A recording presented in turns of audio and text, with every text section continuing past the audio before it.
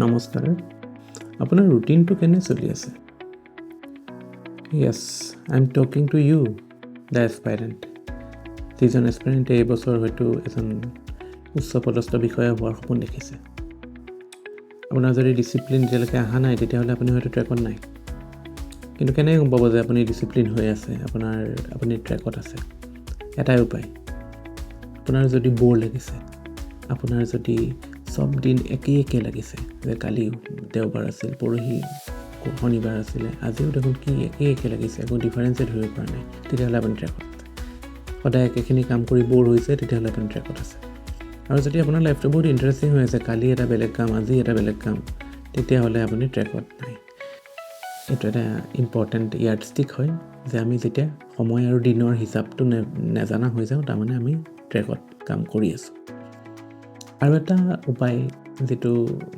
সফল ব্যক্তিসকলে ইউজ কৰে মানে এইবিলাক হয়তো ডাইৰেক্টলি ৰিভিল নকৰে বাট আজিকালি সোশ্যাল মিডিয়াৰ যুগত বহুত বস্তু ওলাই আপোনালোকে শুনিছে চাগে এফাৰ্মেশনছৰ কথা বা সেলফ ডিক্লাৰেশনছ এতিয়া প্ৰবলেমটো কি যেতিয়া আইডিয়াজবিলাক আমি আধা সিজাকে লওঁ তেতিয়া মানে আমি কামত লগাব নোৱাৰোঁ এটা হয়তো আপোনালোকক বহুতে নিজকে ক'বলৈ চেষ্টা কৰে বেলেগৰ কোনোবা ইনফ্লুৱেঞ্চাৰৰ কথা শুনি যে হয় মই ষ্ট্ৰং হয় মই পাৰিম মই একদম চেছ কৰি দিম মই একদম নম্বৰ 1 হৈ যাম এইবিলাক একো কামত নাই কামত কেতিয়া আহিব যেতিয়া আপোনাৰ ভিতৰৰ মানুহটোৱে সেই কথাটো ক'ব আপোনাৰ ভিতৰৰ মানুহটোৱে কথাটো কোৱাৰ আগতে আপুনি ভিতৰৰ মানুহটো কি হেতু গম পাব লাগিল আপোনাৰ ভিতৰৰ মানুহটোৱে কি বিচাৰে যেতিয়া সেই এফাৰ্মেশনটো আপোনাৰ ভিতৰৰ কনসিয়াসনেস ভিতৰৰ আন্ডাৰষ্টেণ্ডিংৰ পৰা আহিব ভিতৰৰ বৌদ্ধিক শক্তিৰ পৰা আহিব তেতিয়াহে এইটোৱে আপোনাৰ গাত শিপা ল'ব পাৰিব আৰু শিপা নলোৱাকৈ একো বস্তু শিকা নাযায় একো বস্তুৱে আমি অন্তৰ্নিহিত কৰিব নোৱাৰোঁ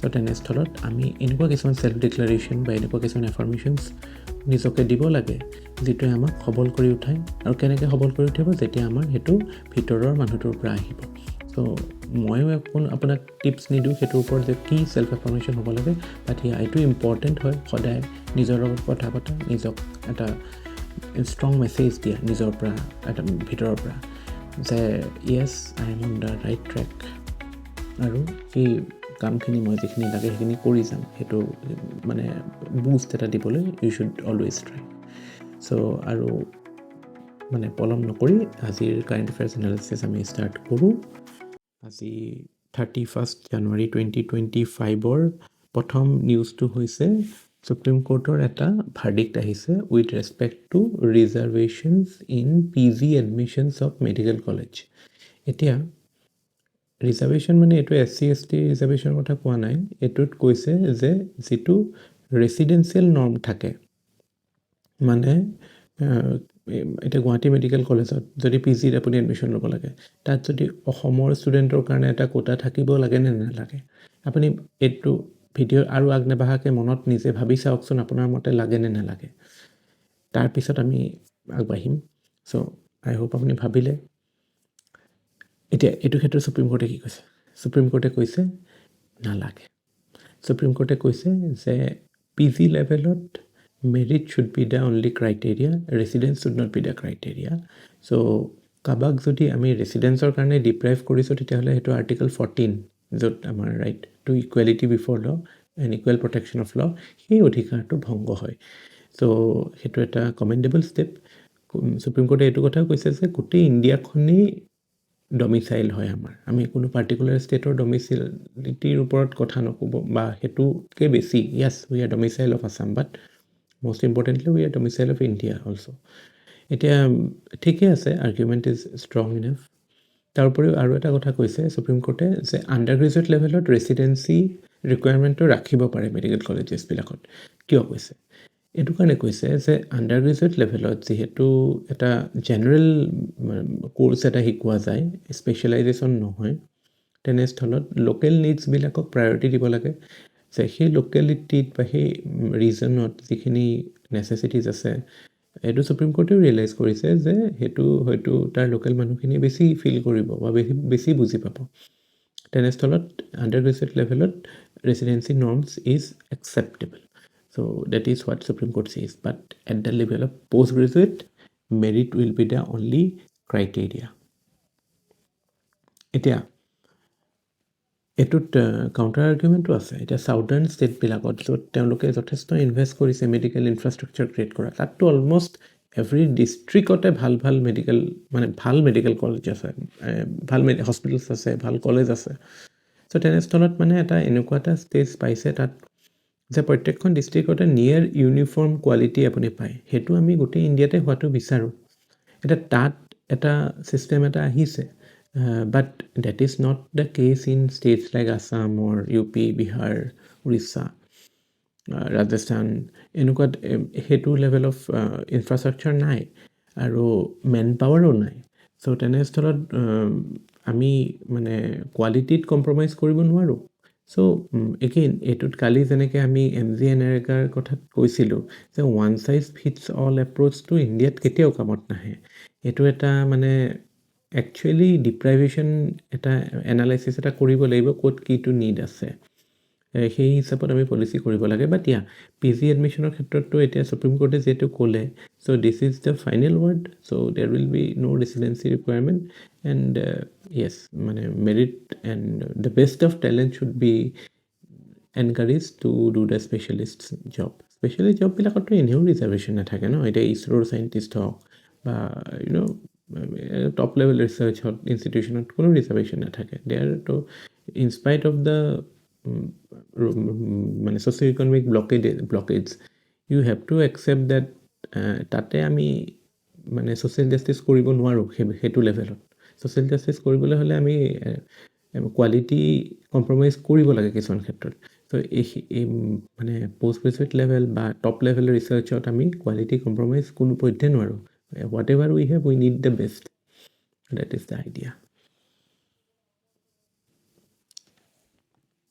next unfortunate preventable death in Mahakumbh আপোনালোকে চবেই গম পাইছে এইটো এটা মানে প্ৰিভেণ্টেবল ডেথ আছিলে এইটোৰ ক্ষেত্ৰত বিভিন্নজনে বিভিন্ন অপিনিয়ন এতিয়া আহি আছে মিডিয়াত বাট আপোনালোকৰ কাৰণে পৰীক্ষা পইণ্ট অফ ভিউৰ পৰা কিয় ইম্পৰ্টেণ্ট হয় কাইলৈ হয়তো আপুনি এথিক্সত কেছ ষ্টাডিত এনেকুৱা এটা চিটুৱেশ্যন পাব পাৰে বা জেনেৰেলি আপোনাক সুধিব পাৰে যিহেতু এটা যোৱা বছৰো এটা নিউজত আছিল জুলাই 2024ত UPৰে হাথৰাছত এটা এনেকুৱা ষ্টেম্পেড হৈছিলে তাৰপিছত ছাউথ কোৰিয়াটো নিউজত আছিলে 2022 মানত হেলোইন ফেষ্টিভেল এটা হয় নহয় তাতে এৰাউণ্ড 150 মান মানুহ ঢুকাইছিল চ' তেনেস্থলত এইবিলাক কেনেকৈ প্ৰিভেণ্ট কৰিব পাৰি it can be a part of your GS paper 3 GS paper 1 questions মেইনছত বেছি ইম্পৰ্টেণ্ট হ'ব চ' সেই পাৰ্চপেক্টিভটোৰ কাৰণে এটা অবজেক্টিভ এনালাইচিছ বা হোৱাটো দৰকাৰী যে সঁচাকৈ এইটো আনএভইডেবল নেকি এতিয়া এইটোত মানে কিছুমান ইনচেনচিটিভ ৰিমাৰ্ক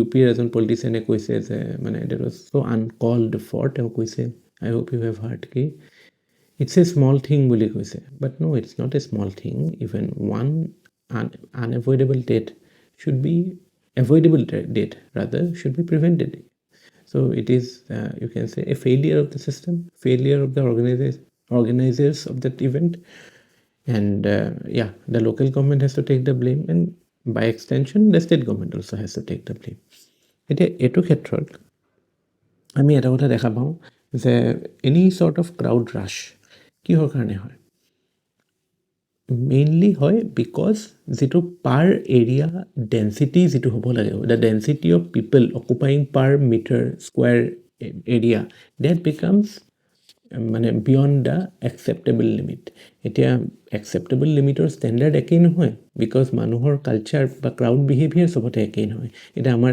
ইণ্ডিয়াত কি হয় আমি লাইনত থাকিলে ইটোৱে সিটোক গাত লাগি থাকে সেইটো একচেপ্টেবল হয় বহুত জেগাত কিন্তু আপুনি ৱেষ্টাৰ্ণ কাণ্ট্ৰিত ডেভেলপড কাণ্ট্ৰিত গ'লে সেইটো এটা মানে অফেন্সিভ বিহেভিয়াৰ বুলি ধৰা যায় চ' তাত পাৰ স্কুৱাৰ মিটাৰত যেটা মানুহ ধৰিব ইণ্ডিয়াত তাতকৈ বহুত বেছি ধৰিব ট্ৰেইনত উঠিলেতো সেইটো একো লিমিটেড নাথাকে চ' ইণ্ডিয়ান কালচাৰ বা Indian behaviour is quite different but still হেল্থটোতো চবৰে একেই আপুনি যিবিলাক কাৰণত মানুহবিলাক ঢুকায় এনেকুৱা ক্ষেত্ৰত খুন্দা খুন্দি মানে উশাহ নাপায় এছফিক্সেশ্যন হয় ষ্টেম্পেডত গছক পৰি পেলাই মৰে চ' এইবিলাকতো চবতে একেই হ'ব so' ultimately scientifically it is seen that per square metre যদি 7জনতকৈ বেছি মানুহ থাকে then it can lead to serious consequences so' এতিয়া আপুনি এটা ইভেণ্ট যেতিয়া প্লেন কৰে তেতিয়া আপুনি কিয় নাজানিব যে এটা ৰাফ এষ্টিমেটটো থাকিব যে এইটো এৰিয়া দিছ ইজ দ্য মানে geography of it, this is the মানে how the structures will be built and this is the amount of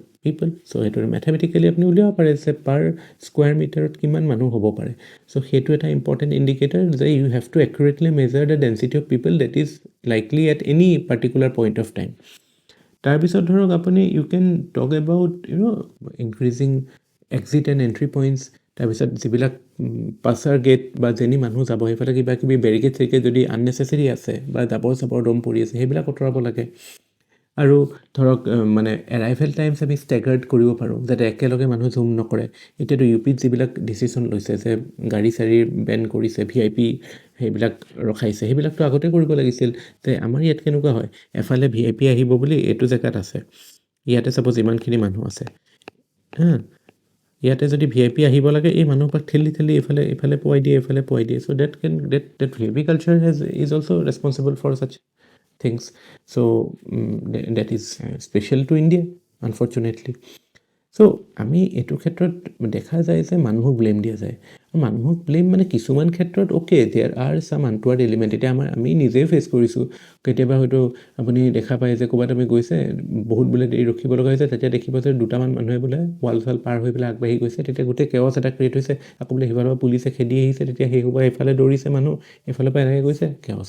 আৰু চাওক ইণ্ডিভিজুৱেল মানুহ এটা ষ্টেম্পেডত একো কৰিব নোৱাৰা হৈছে। সেইটো আপুনি ইচ্ছা কৰিলেও আপুনি সিফালেও যাব সিফালেও নোৱাৰে, আপুনি একো চেঞ্জ কৰিব নোৱাৰে। চ' মানুহৰ ওপৰত দায়িত্বটো ঠেলি দিলে নহয়, মানে যে ক্ৰাউড আনৰুলি আছিল বা ক্ৰাউড আউট অফ কণ্ট্ৰল হৈ গ'ল, নহয়। তাৰ আগতে চিটুৱেশ্যন মেনেজমেণ্টটো ইম্পৰ্টেণ্ট হয়। আৰু ইয়াতে কিছুমান ভেষ্টেড ইণ্টাৰেষ্টটো থাকে। এতিয়া যিবিলাক অৰ্গেনাইজাৰ থাকে তেওঁলোকৰ কাৰণে কি, তেওঁলোকৰ কাৰণে হৈছে ধৰক টিকেট চেলছ বা এতিয়াতো বাৰু এইটো মহাকুম্ভত টিকেট চেলৰ কথা নাহে, বাট এনি ইভেণ্ট ধৰক এতিয়া অসমত আমাৰ ইয়াতে যে এই ৰাস হৈছে, ৰাসতো এতিয়া নলবাৰীৰ ৰাসত কিমান মানুহ হৈছে। চ' এনেকুৱা এটা অৱস্থাত আপুনি যেতিয়া মানে তেওঁলোকে যোন অৰ্গেনাইজাৰ থাকে, ইমান মানুহ বেছি থিয়েটাৰ চাব, ইমান মানুহে বস্তু কিনিব, চ' দে ডোন্ট বদাৰ কি মানুহ আহি কিমান আহক, মানে যিমান আহে সিমান ভাল। পলিটিচিয়ানৰ কাৰণেওতো জেনেৰেল কালচাৰটো কি, যে দে লাভ দ্য ক্ৰাউডছ।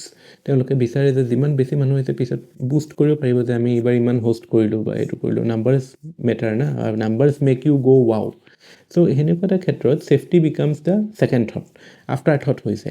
চ' এইটো এটা হেণ্ডছ অন এপ্ৰ'চ হৈ নাথাকে ষ্টেট গভৰ্ণমেণ্টৰ ফালৰ পৰা, হেণ্ডছ অফ এপ্ৰ'চ হৈছে। চ' প্ৰিভেণ্টেবল হয় if you plan it properly. NDMA যিটো কথা কৈছে যে with proactive and holistic planning and flawless execution such a unfortunate event can be avoided.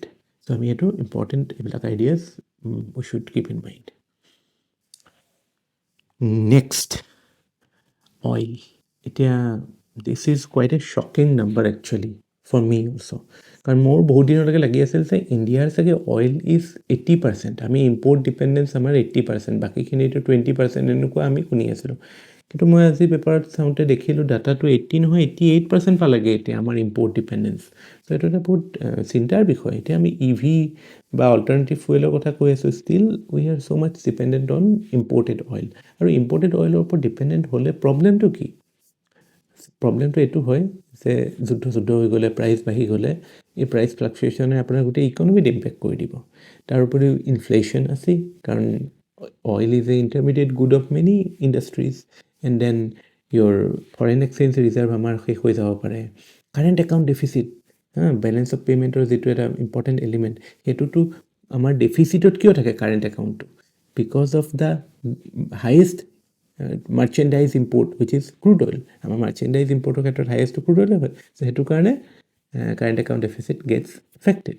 চ' এইবিলাক কাৰণে it is very important to improve your own capacity. আমাৰ এতিয়া গভমেণ্টে কিছুমান ষ্টেপ লৈছে। ধৰক আগতে আমাৰ এটা এক্সপ্ল'ৰেশ্যন এণ্ড মানে এক্সপ্ল'ৰেশ্যনৰ ক্ষেত্ৰত NELP বুলি এটা প্ৰগ্ৰেম আছিলে, নেশ্যনেল এক্সপ্ল'ৰেশ্যন এণ্ড লাইচেঞ্চিং পলিচি বুলি। এতিয়া সেইটো 2016 পিছত হেল্প বুলি কোৱা হৈছিল, হাইড্ৰ'কাৰ্বন। এতিয়া নামটো বদলাটো ইম্পৰ্টেণ্ট নহয়, তাতে পলিচিটো যথেষ্ট মানে অ'পেন হৈছিলে, গভমেণ্ট কণ্ট্ৰল কমাইছিলে। OALP বুলি অ'পেন এক্ৰিজৰ এটা কনচেপ্ট আহিছিল, য'ত নেকি মানে আগতে গভমেণ্টে ডিচাইড কৰিব যে এইটো ব্লকত এক্সপ্ল'ৰ কৰা, এইটো ব্লকত এক্সপ্ল'ৰ কৰা। এতিয়া কিন্তু under HALP you are allowed to go' for wherever you have prospected or you have an idea that you can come up with certain hydrocarbons, then you can go for it. লাইচেন্সিঙৰ ক্ষেত্ৰতো কিছুমান liberal norms আহিছে, but still আমাৰ domestic production এতিয়া বহুত কম। এতিয়া ইয়াত যে এইটো ডাটাত আপোনালোকে গম পাব, ইয়াতে এটা ডাটা আছে, আমি ইম্পৰ্ট কৰোঁ 179 মিলিয়ন টানছ, whereas আমাৰ ডমেষ্টিক প্ৰডাকশ্যন মাত্ৰ 21.6 মিলিয়ন টানছ।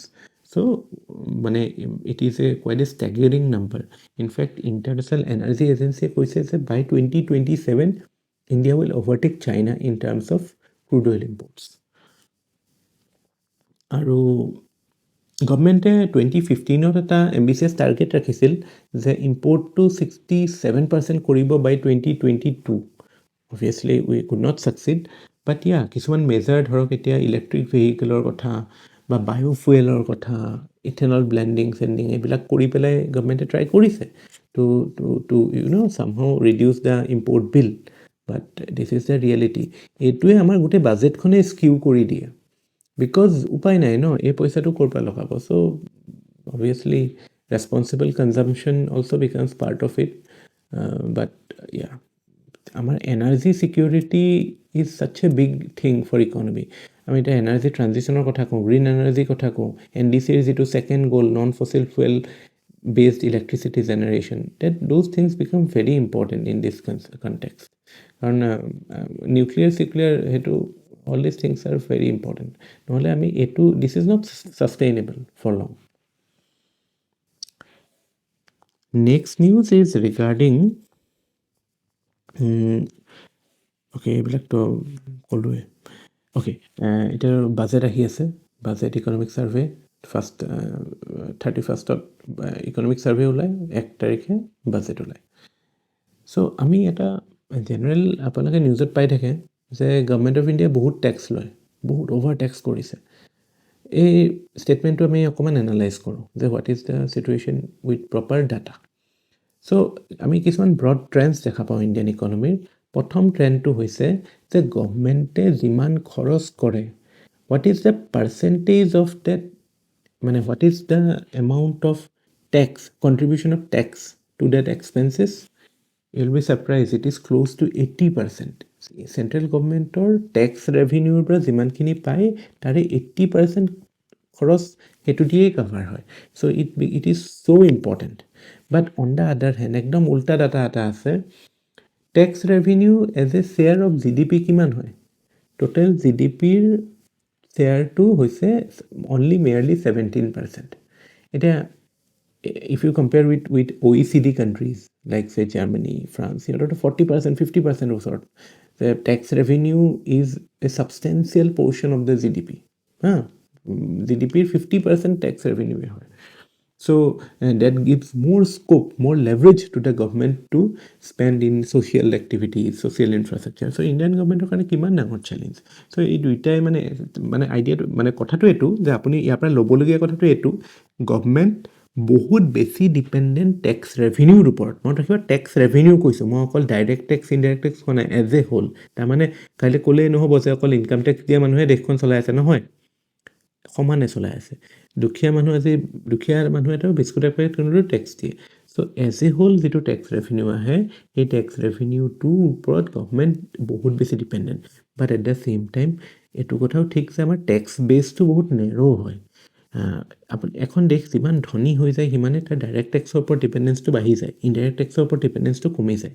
কিন্তু ইণ্ডিয়াৰ ক্ষেত্ৰত এতিয়া ইভেন হৈ আছে, এতিয়া আমাৰ 5.56 এনেকুৱা হৈ আছে। বাজেট এনালাইচিছত আমি গোটেইখিনি ডিটেইলছ গম পাম এক্সেক্টলি কিমান percentage of direct tax and indirect tax, but it is more less equal. But বহুত ধৰক similarly places countries like Indonesia, Mexico, এইবিলাকত আকৌ ইনডাইৰেক্ট টেক্সৰ প্ৰপৰ্শ্যনটো বহুত বেছি। In fact Poland also' to my surprise, তাত ইনডাইৰেক্ট টেক্সৰ পাৰ্চেণ্টেজটো বেছি। Whereas if you go to countries like say Germany, France, USA also to for that matter, Japan, তাতে ডাইৰেক্ট টেক্সৰ প্ৰপৰ্শ্যনটো বহুত বেছি হয়, হায়াৰ হয়। ইম্পৰ্টেণ্টটো হয়, ডাইৰেক্ট টেক্সৰ প্ৰগ্ৰেছিভ টেক্স বুলি কয়। প্ৰগ্ৰেছিভ টেক্স মানে কি, যে আপোনাৰ ইনকাম যিমান বেছি হৈ যাব সিমান আপোনাৰ টেক্সেশ্যন বাঢ়ি যাব। মানে এইটো এটা মানে দুখীয়া মানুহৰ ওপৰত ইম্পেক্টটো কম পৰে, আপুনি এফৰ্ড কৰিব পাৰিলেহে টেক্সটো দিব লাগে, সেনেকুৱা হয়। এতিয়া আৰু এটা কথা, ইণ্ডিয়াত এটা মেজৰ চেলেঞ্জ হৈছে টেক্স নেটটো ৱাইড নহয়, বেছি মানুহ কভাৰ নহয়, সেইটোৱে ডাইৰেক্ট টেক্সৰ বিশেষকৈ, যে আমাৰ এতিয়া এটা ষ্টেটিষ্টিক্স আছে যে আমাৰ যিমান মানুহে ভোট দিয়ে তাৰ হাৰ্ডলি 2% মানুহে ডাইৰেক্ট টেক্স পে' কৰে so' debt is a very difficult number to sustain so' ৰেচপনচিবিলিটিৰ কথাও আহে যে how can you hold the government accountable when you are not contributing financially এইবিলাক কথাও এটা ডিবেটৰ পাৰ্ট হয় হোৱা নহয় বাট এটা কথা আৰু এটা ইম্পৰ্টেণ্ট কথা যে আমাৰ এটা বহুত ডাঙৰ পেৰেলেল ইকনমি চলি থাকে ব্লেক মানি বুলি যিটো কয় যে মানুহৰ ইনকামে একাউণ্ট নহয় মানুহৰ পিপল পেয়িং টেক্সেছ এই যিকেইটা মানুহৰ দৰমহা সোমাই একাউণ্টত ডাইৰেক্ট আহে মানে উপায় নাই বেংকতো ডিটেইলছ থাকে সেইকেইটা মানুহটো দিবই লাগিব বাধ্যমূলক কিন্তু ধৰক আজি ফৰ ডেট মেটাৰ আপুনি if you look at professionals like doctors chartered accountants for that matter আপোনালোক যদি কোনোবা হয় বেয়া নাপাব কিন্তু this the reality of the profession কোনোবা যদি লয়াৰ্ছ হয় they are also' the parallel economy is running quite smoothly. Unaccounted, যিটো black money বুলি কয় যিটো unaccounted money, that is quite rampant and that is why you can say the tax base becomes so narrow. So these are some aspects related to taxation that I wanted to discuss with you today. And with that, we have come to the end of today's session. Thank you.